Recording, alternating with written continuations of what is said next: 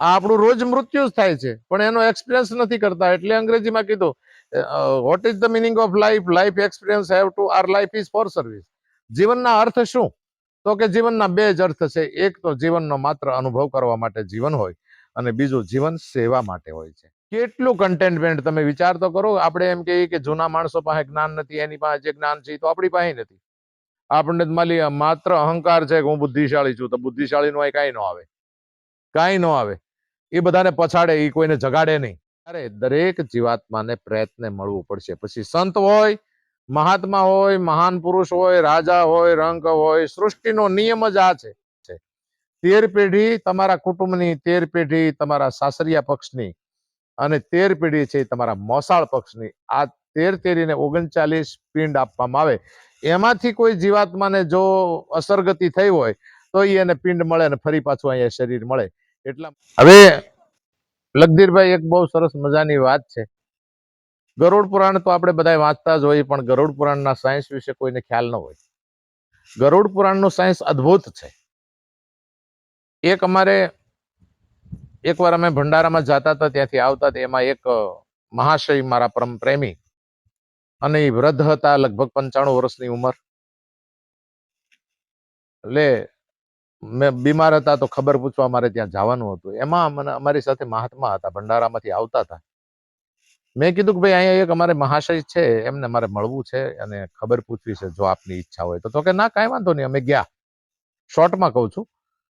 હવે આ છે તો ગરુડ પુરાણનું સાયન્સ, પણ મારી ઘટનાથી શરૂઆત જે કરું છું એ ઘટનાની કરું છું. તો અહીંયા ગયા એટલે દિલ્હીમાં જયારે અમે પગ મૂક્યો ને, તો એ ફળિયામાં ખાટલો નાખીને એની બાજુમાં 2-4 જણા બેઠા હતા, એના જૂના ભાઈબંધો. એટલે કે છેલ્લા દિવસોમાં ભક્તરાજ છે તો આપણે એમની સાથે રહેવું જોઈએ, એટલે એને કોઈ દી ઓછો ન લાગે. તો એ બધા બેઠા હતા ને અમે ત્યાં જઈ ચડ્યા. દિલ્હીમાં પગ મૂક્યો એટલે કોણીઓના ટેકા દઈ અને એ ઉભા થયા. ઓલા લોકો કે ઉભા રહ્યો, અમે ઉભા કરી. તો કે આજ ઉભો મને ન કરવાનો હોય, એક સંત ભગવાન પધાર્યા છે એટલે મારે તો ઊભું થઈ જવું પડે. કે આ 15 દિવસથી ટેકો દઈને ઉભા કરી તો ઉભા થાય છે, આજ કોણીનો ટેકે ઉભા થઈ ગયા. અમે ગયા, પ્રણામ કર્યા, મળ્યા, ખુરશી નાખીને બેઠા. મેં તબિયતના સમાચાર પૂછ્યા. તો કે બસ હવે તો મારે દિવસોમાં જીવવાનું છે, મહિનામાં નથી જીવવાનું. એને ખબર કે મારે મહિનામાં નથી જીવવાનું, દિવસોમાં જીવવાનું છે. એટલા માટે આપ પધાર્યા, મને હું તો રાજી થયો, બહુ આનંદ આવ્યો. હવે તમે આવ્યા છો ને તો એક કામ કરવાનું છે. મેં બોલો. તો કે મંત્ર દીક્ષા આપવાની છે. આજ તમે આવ્યા છો તો મને મંત્ર દીક્ષા આપતા જાઓ. હાલો, મેં કીધું લાવો તુલસી પત્ર અને જળનો લોટો, સંકલ્પ કરી અને મંત્ર શ્લોક બોલી અને કાનમાં મંત્ર આપ્યો. તો કે હવે મને સંતોષ થઈ ગયો, હવે કાલ વયો જાવ મને કઈ વાંધો નથી. કેટલું કન્ટેન્ટમેન્ટ તમે વિચાર તો કરો. આપણે એમ કહીએ કે જૂના માણસો પાસે જ્ઞાન નથી, એની પાસે જે જ્ઞાન છે તો આપણી પાસે નથી. આપણને માત્ર અહંકાર છે કે હું બુદ્ધિશાળી છું, તો બુદ્ધિશાળી નું કાંઈ ન આવે, કાંઈ ન આવે. એ બધાને પછાડે, એ કોઈને જગાડે નહીં. પણ પરમ ભક્ત છે ને, એ જ્ઞાની પુરુષો હતા. એ બધા જગાડે કે મેં મારા જીવનની અંદર મારો આ અનુભવ છે, તમે કંઈક કરજો. તો એમણે એવું કીધું કે હવે કાલ હું વયો જાઉં તો મને સંતોષ છે. એ કન્ટેન્ટમેન્ટ એનું કેટલું સરસ મજાનું. પછી એને એમ કીધું કે એક વાત બીજી મારે પૂછવાની છે. મેં કહ્યું બોલો ભગવાન. તો કે આ શરીર છૂટે ત્યારે એ મૃત્યુ કઈ રીતે થાય, અને મૃત્યુ થયા પછી માણસે શું કરવું પડે, પરમ ગતિને કેમ પામી શકાય, આના વિશે મેં કીધું બહુ કરી, તમે તો બહુ અઘરો પ્રશ્ન પૂછ્યો. હવે આ તો ગરુડ પુરાણનું સાયન્સ છે, એ કઈ સાધારણ વસ્તુ નથી. પણ કઈ વાંધો નહીં. મેં કીધું 10 મિનિટ મારે લાગશે, 10 મિનિટમાં હું તમને એ વાત કરી દઉં. મારે થોડીક ઉતાવળ છે એટલે નીકળવું છે. એટલે એવી વાત થઈ. તો મેં કીધું જો મૃત્યુ એટલે શું?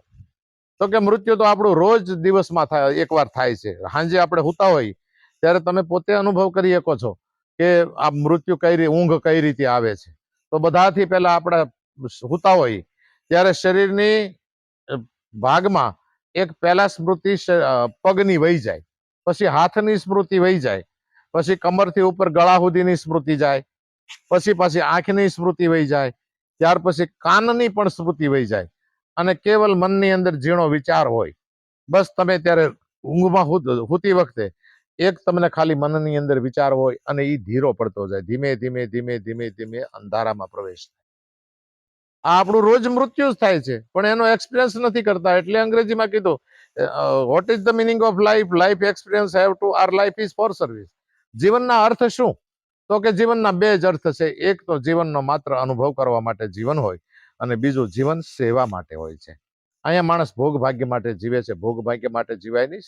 Life is for service. જીવન સેવા માટે હોય. તો એ કઈ રીતે ઘટના ઘટે તો એ આપણે અનુભવ કરીએ છીએ. તમે કરો ને અનુભવ. આપણે અનુભવ નથી કરતા એ તો આપણી કઠણાઈ છે. આપણે ભોગ ભાગ્યમાં રહ્યા.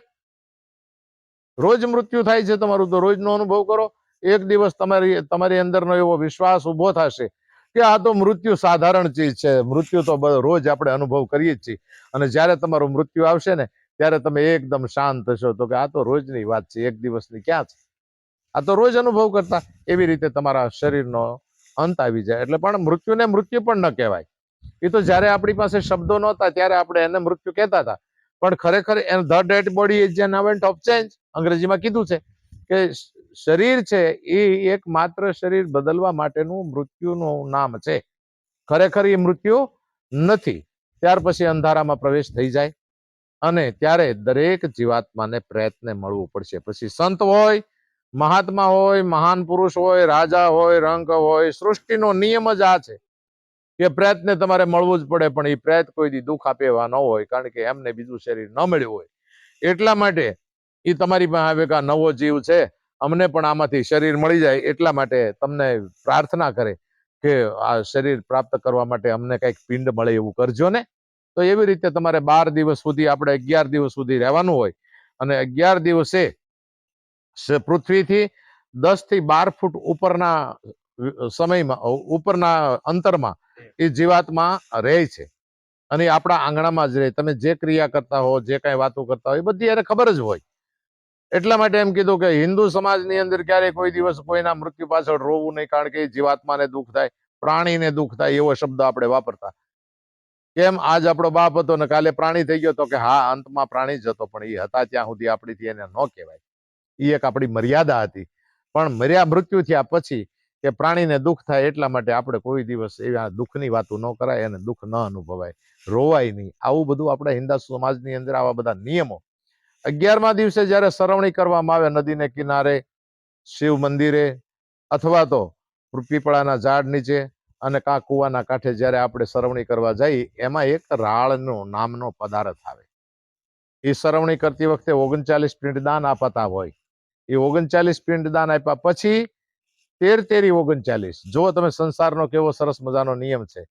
13 પેઢી તમારા કુટુંબની, 13 પેઢી તમારા સાસરિયા પક્ષની અને 13 પેઢી છે તમારા મોસાળ પક્ષની. આ 13 ને 39 પિંડ આપવામાં આવે. એમાંથી કોઈ જીવાત્માને જો અસરગતિ થઈ હોય તો એને પિંડ મળે અને ફરી પાછું અહીંયા શરીર મળે. એટલા માટેની આ ગરુડ પુરાણનું સાયન્સ છે. એ ગરુડ પણ એટલા માટે છે. તો અંતિમ વિધિ એટલા માટે કરવાની. આજ મેં જોયું છે કે ભાઈ પાણી ઢોળ કાઢી નાખ્યું, કારેજ કાઢી નાખી. અરે તમે કેટલા બધા બુદ્ધિશાળી માણસો છો. તમારી સંસ્કૃતિને તમે નથી જાણતા, તમારી સંસ્કૃતિનું તમે જતન નથી કરતા. કાલ વંઠેલ પ્રજા થાય એનું તમે કરશો શું? આજ તમે તમારા બાપનું કારેજ નથી કરતા, પાણી ઢોળ નથી કરતા, તો કાલ તમારા છોકરા તમારું નહીં કરે. અને તમે જોઈ લેજો, નહીં કરે એનોય વાંધો નથી. પણ પાંડવ કુળની અંદર દુર્યોધન અને ધૃતરાષ્ટ્ર, દુર્યોધનને પિંડદાન આપવા વાળું કોઈ એની પાછળ વધ્યું નહોતું. પિંડદાન એને ન પાણું 5000 વર્ષ સુધી એને માં ન મળી આ પૃથ્વી ઉપર. તમે વિચાર કરો, એને પૃથ્વી ઉપર તો કાયમ આવવું જ હતું, પણ 5000 વર્ષ સુધી એને માં ન મળી. 5000 વર્ષ પછી એને માં મળી અને બાળક તરીકે આ સૃષ્ટિ ઉપર જન્મ ધારણ કર્યો. અને જન્મ ધારણ કર્યો ત્યારે હિટલર બનીને આવ્યો. 4.5 વર્ષ સુધી કારણ વગરનું યુદ્ધ કરી અને કરોડો જીવનો નાશ કર્યો. આવી એક ઉર્જા જે છે ને, એ વિનાશક ઉર્જા છે. એટલા માટે એને માં ન મળી. અને મને તમને માં મળે ને, આપણે પ્રેતાત્મા બનીને ક્યારેય ન ભટકવું પડે.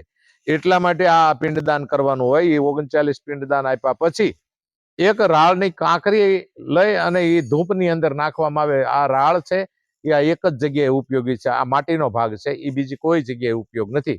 અને એ રાળનો ધૂપ દઈ અને પ્રેત મંત્ર બોલી અને પ્રેતમાંથી એને પિતૃમાં લાવવામાં આવે. બીજે દિવસે 12મું હોય ત્યારે પાણી ઢોળ કરવાનું હોય, ગાયને પૂછડે પાણી રેડવાનું હોય. ત્યારે એક પિંડ પાછો બનાવવામાં આવે.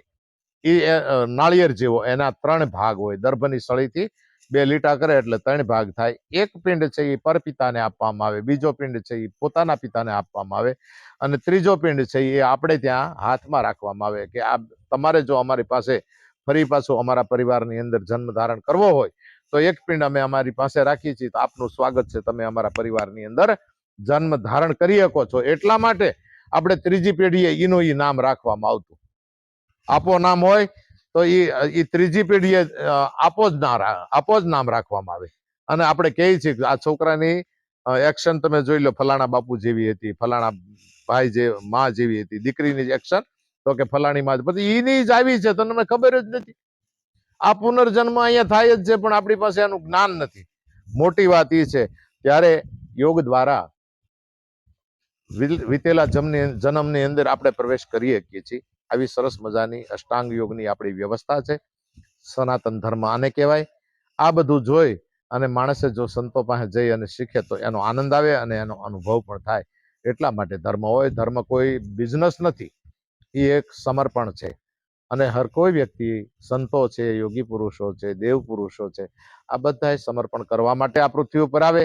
આવું સરસ મજાનું જીવન મને તમને બધું મળ્યું, એને જાણજો, માણજો અને એનો અનુભવ કરજો.